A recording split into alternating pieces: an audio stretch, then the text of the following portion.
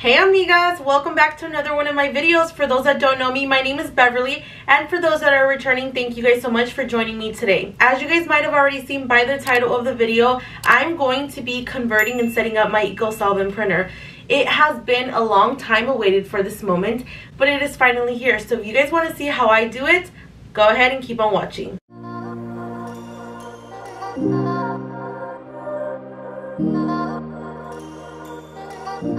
So one of the main questions that I get a lot, and I wanted to cover in this video as well, is what is EcoSolvent printing? So EcoSolvent printing is just literally a form of printing that you're able to do. Now, a lot of the times when you hear about that, it seems maybe like a fancy word or whatnot. At least that's what I took it as. So it has been around for years and years and years.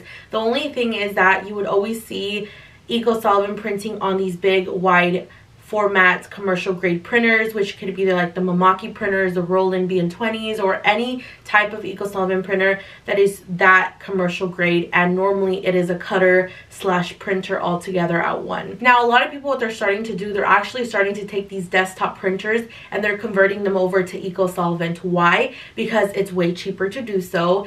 It's not a printer and a cutter, it's just going to be a printer, and you would have to buy your own cutting machine. So it's going to be a process of you printing it and then putting it over to the cutting machine, but it's a lot cheaper than having to get these big commercial grade printers that a lot of people can't afford. So it has recently started to trend, and I noticed it last year sometime. I started doing more research on it. I've seen people on TikTok starting to do it, and now a lot of people are starting to do it as well, which I know I'm late to the game, even though I've been knowing about this for months now, but it has just been a mission to find these printers.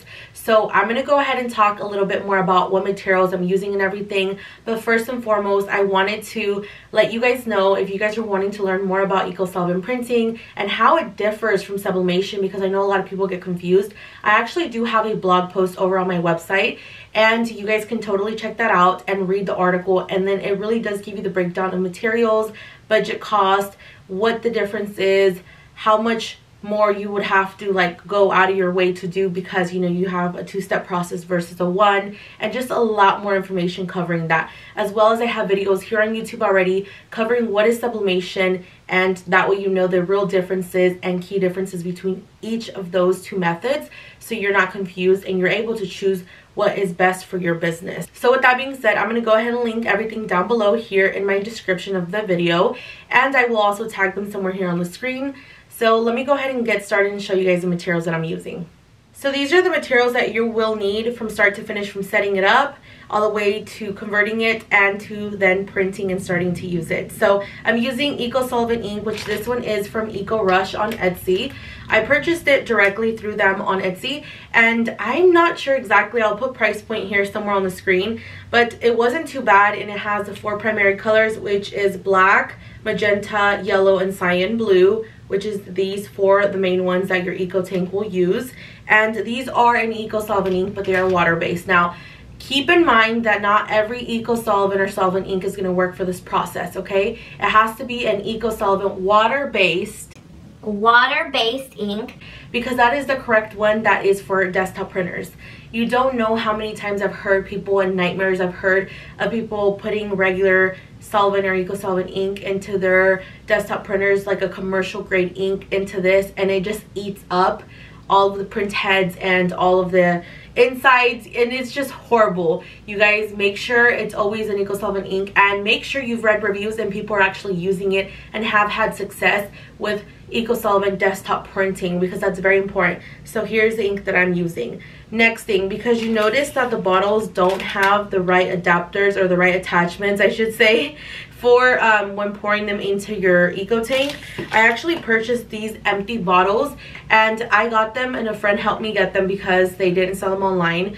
But these are from Join Us down in Dallas, Texas. I know they have a Join Us as well, maybe in Houston, or it might be called SK Houston, but they sell the empty bottles for Epson printers as well, and they have this little adapter piece, which is perfect to what you're able to use. That way you're not having to empty out the bottles that your Epson comes with, wasting that ink, throwing it out, and you know, just doing all of that. So I just decided to go ahead and buy the bottles, and they look like they were $3 a piece. I've also seen these as well on Etsy, so if you have luck finding the Epson empty bottle, the refill bottles, just go ahead and buy them. Save yourself the hassle. just pour this ink into here and you're ready to go. So this is the second thing that I'm going to be using, okay? So third is gloves and paper towels. That way you are not making a mess, nor are you staining your hands, and just keep everything clean. Now let's go ahead and talk a little bit about the materials that you will need when you're actually done converting and now you're ready to start making these prints, okay? So you will need a specialty material, which is mainly considered printable HTV, but it's not your regular printable HTV that you buy and that you can get at any, you know, craft store or a Walmart or anything. It's a eco-solvent printable HTV that is mainly for shirts, but you can also buy adhesives to make stickers with eco-solvent, so you're not just limited to making prints or transfers for t-shirts. You can also make stickers, decals, and all of that, okay? This one is actually from Specialty Materials, and it is called Poly Printables Digital Media for Textile Transfers, which is for your shirt transfers, okay? So it's printable HTV. A lot of people will just call it that. And the majority of people that I've seen when they're using printable HTV for this method of printing, they're using SISER Color Print Easy, which is a printable HTV as well for eco-solvent or solvent printers. So keep that in mind. I'm actually using this because I was anxious to start, and this is what I found here locally to me at Specialty Materials' warehouse that sells vinyl. But my next purchase will be trying out the SISER Color Print Easy. So next we're going to talk about masking, what you'll need. Now Poly Printables does offer a masking high-tack masking sheet, because you will need a masking tape to transfer over your transfer to your shirt or your apparel, whatever it is, your fabric that you're putting it on. Now I have had this transfer tape for printed heat transfer vinyl, and I've used it and I love it for my regular printable HTV, which is, you know, your regular t-shirt transfer paper or your printable HTV paper that you use with your regular inkjet printer. I've used this and it works. Now I have friends that have been doing this whole method of eco-solvent already for a while, and they actually have recommended this one from FRISCO Craft, which it's linked down below in my bio as well on my Amazon favorites, and they are swearing by it. So I'm hoping this works out for me today with this. And yeah, this pretty much is the main materials. Now let's go ahead and get into the printer, the fun part. So here she is. This is the Epson Ecotank 15,000 printer. It requires your 4 major inks, which is black, cyan, magenta, and yellow. And it basically is an Ecotank where it holds the ink in, therefore there is no cartridges. It's cartridge-free printer. This printer is able to print 13 by 19, and it is one of the major printers that I've seen within this whole process of printing. They're either using this Ecotank 15,000 or the Epson Ecotank 8550, which is also linked down in my blog post so you guys can read more about them. The differences between those two printers is that they both print 13 by 19. This one is just $100 cheaper than the other one that takes 6 inks instead of 4. The other additional 2 inks that it takes for the 8550 is actually photo black and gray, which is also an option. Now, because this is the first printer I found and I was anxious to get into it, I just jumped to it and decided to go for this one. So I'm super excited. If you guys have any additional things you guys want to know about this printer, which I'm learning it too, make sure you guys leave it in the comments down below. But we need to get into unboxing this because it has been sitting here since yesterday and I've been so anxious to unbox it already and set it up.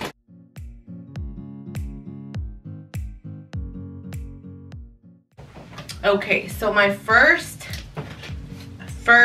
thoughts as I'm opening it up is that it's super huge. It does look really big. Now with that, it has the software and all of that for your Windows, Microsoft, and all that computer in case you guys need that. I don't know if this is for the drivers or not, but I have a Mac. Nowhere here does it state that it is for the Mac ones.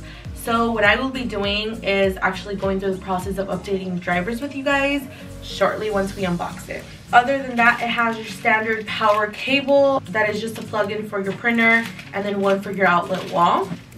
It does have inks that comes with it. Whenever I spoke to the guy, if you're going to be using this for regular printing, he said it has ink that will last up to 2 years for your regular printing. It has the black, which is almost like an extra large bottle, I would say. It has the cyan blue, it has the magenta, and the yellow. It is very well protective. That's really good to know because this is a big printer. And let me tell you guys, The price of this printer has gone up, and the guy told me it was because of, he believes, of inflation prices. Last time I checked, this printer was running in about maybe $600, and then the other one that I was talking about earlier was about $700. Well, you guys, guess what? They both went up $100, which is crazy to me because I had seen it weeks ago, but I was really hesitant if I should get it or not at the time, and I waited, and here I am suffering the consequences. But you know what? It's all good. It's here now. Okay, now to remove all the blue tape.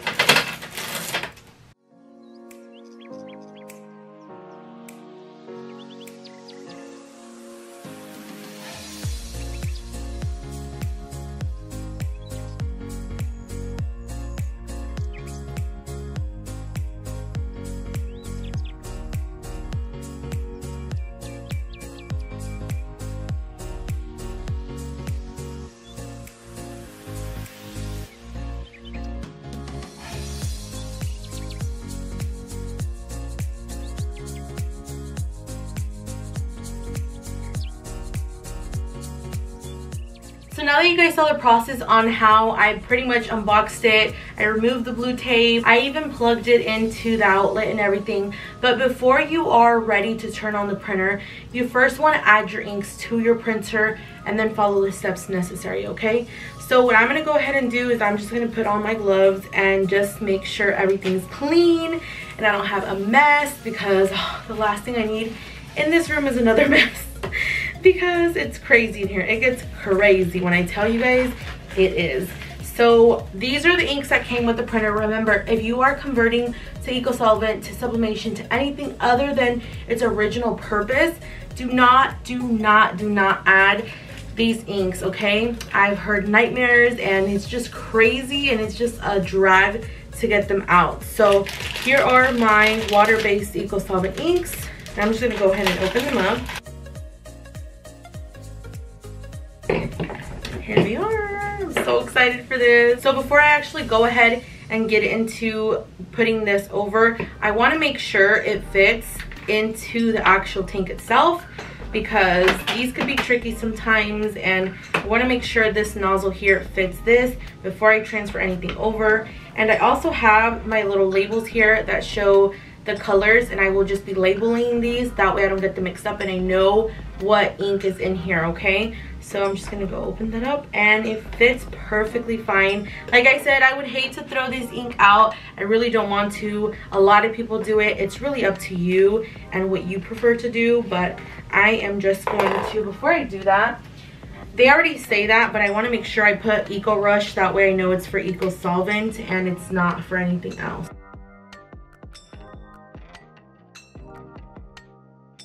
I try to be as organized as I can, okay, but it doesn't always work out that way, so we're just playing it by however. So this one's for the cyan blue, we need one for the yellow, and so on. And I obviously cannot wait for you guys to convert your printers over, because I know everyone's gonna have their own experience.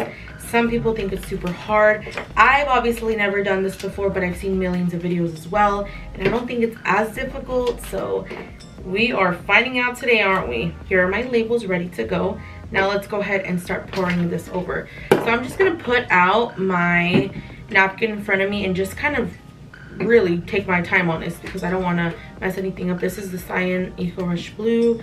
So we're gonna take that one and just open it up. And I'm pretty much just gonna pierce this and use the same tip that comes with it, because there's no point in removing it. So yeah, let's go ahead and get that going.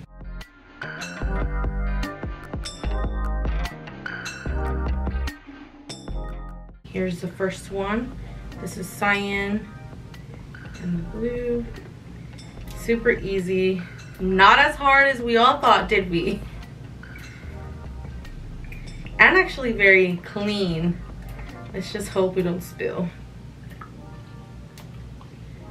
I literally thought correctly to leave the cap on, because I just imagined how much more of a mess if I didn't do it through the actual tip it came with. So I'm very happy about that.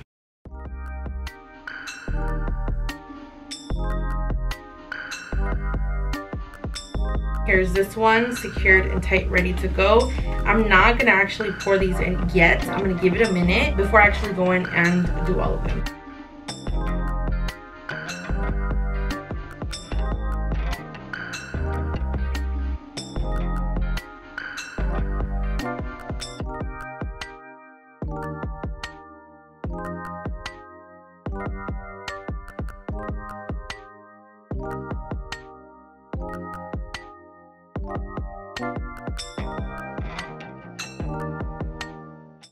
Okay, so now we're gonna add our inks to the actual tanks, and we're gonna start off one by one. We're gonna do black first.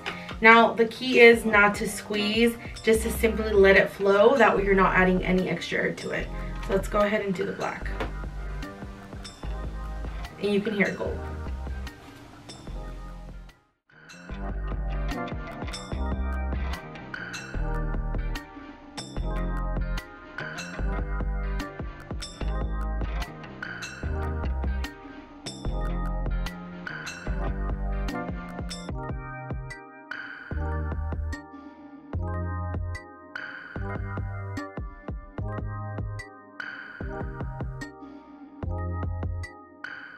Now that the tanks are fully filled and done, let's go ahead and turn on the printer and kind of get this going. Oh my gosh, you guys, I'm so excited. You guys can see everything is ready to go. The tanks are fully full and all of that. So this is the black. Of course, it didn't fill up all the way because it was just a regular bottle black, but I will be purchasing more backups of all the colors just in case once they go low. So let's go ahead and turn it on.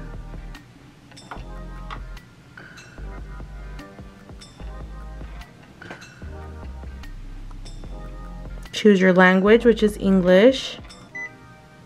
USA. It is actually currently summertime. We would like the month, date, and the year. Today's 05/13/22.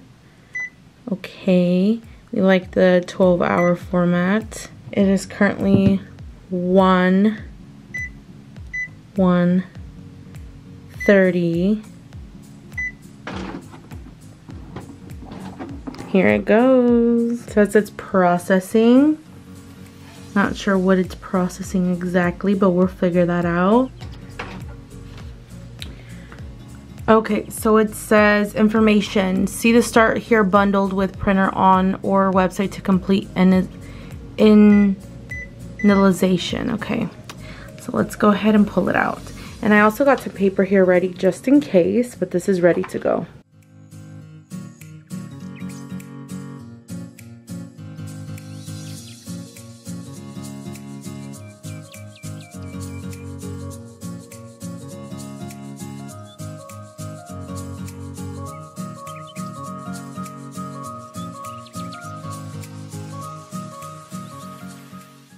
Okay, you guys, so we're going to go over to www.epson.com/support/Epson 15000.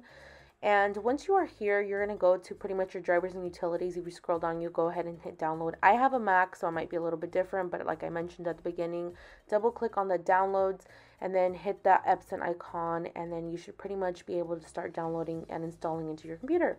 So hit continue, accept to the terms, agree, continue, yes. All of that just jazz, downloading the software and the drivers, of course. That is the main reason why we're here. And then it's going to come up with this thing saying you need to make sure your ink is charged. By that being meant, it's that it's going to start processing it through the printer. So if your ink's already filled, your tank's already filled, sorry, you want to go ahead and continue, and then that setup will take about 10 minutes. Then next is the Wi-Fi. You want to make sure you're connected to your wireless router, and just make sure you connect it, then go over to your printer. Select the right IP address or the router, whatever it's called, and then put in your password, and then you should be good to go. And then it should say setup is now complete.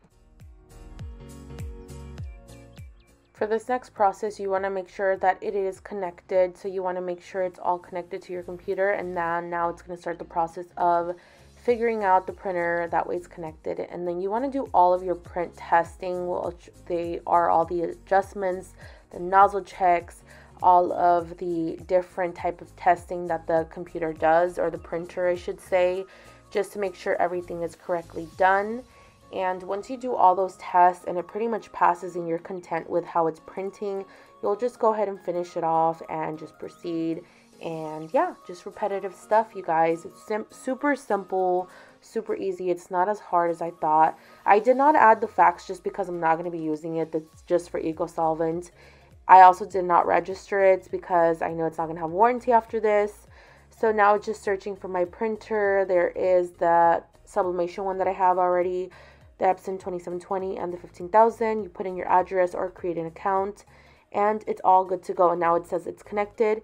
And here is the official it's connected. A little update on this. So I forgot to mention, but whenever you do set up your printer and it is successfully onto your computer, you're going to see each of your printers here.